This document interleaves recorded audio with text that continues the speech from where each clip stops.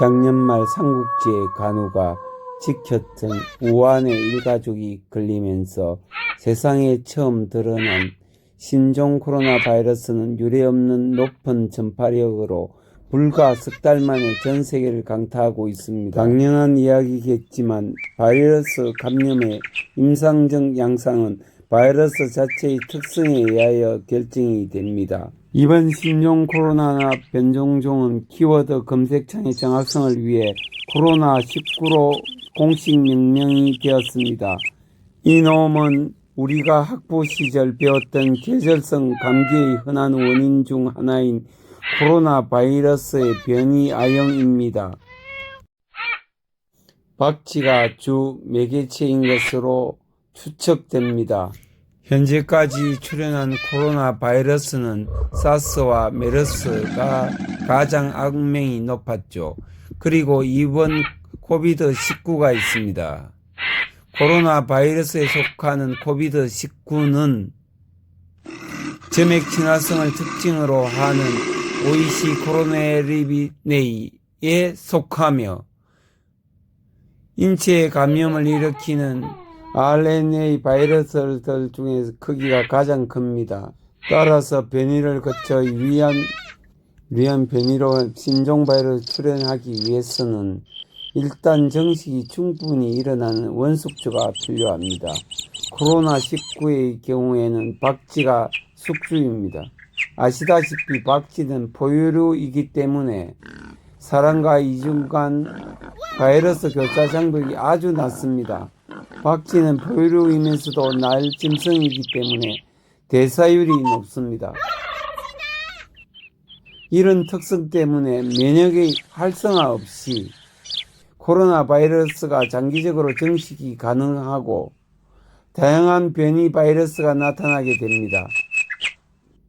이렇게 박쥐에서 발생된 신종 변이 바이러스가 종을 건너 사람에게 감염을 일으키면 인류는 이전에 접촉한 적이 없는 완전히 새로운 구조의 황혼을 마주치게 됩니다. 즉, 집단 면역이 제로인 상태이며 범세계적으로 유행의 위험이 커지는 것입니다. 하지만 사람이 박쥐와 직접 접촉할 일은 드물기 때문에 박쥐에서 사람으로 감염이 연결시킬 중간 매체가 필요합니다. 사스의 경우는 고양이, 메르스의 경우는 낙타가 이런 역할을 했는데 이번 코로나19는 이 중간 매개체가 불명합니다. 뱀이나 어류라는 가설도 있지만 포유류와 중간 거리가 멀기 때문에 중간 매체 숙주로서 가능성이 떨어집니다. 최악의 경우는 에볼라의 A형이 독일 말버그 바이러스의 유행 케이스처럼 우한에 있는 생명공학 실험실에서 박쥐를 잡아다 실험하는 도중 사람에게 건너왔을 가능성도 있습니다.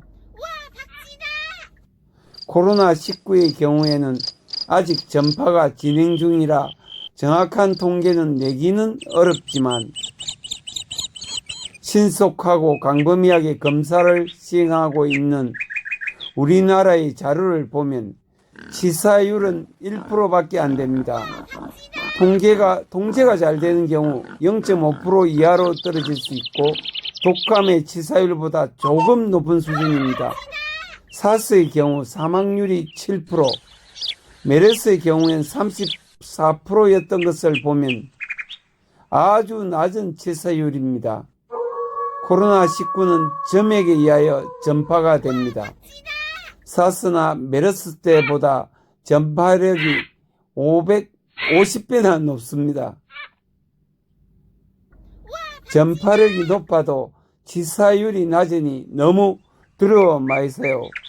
그러나 코로나19는 잠복기가 길어 감기처럼 옮기기가 쉽습니다. 그러니 가족 간에도 밀접 접촉을 하시면 아니 됩니다. 즉 코로나19 사태가 끝날 때까지는 키스는 자제해 주시면 좋겠습니다. 아차, 칫솔질을 하고 가글을 한 후 물론 손을 비누로 깨끗이 씻은 후 하도록 하세요. 키스를.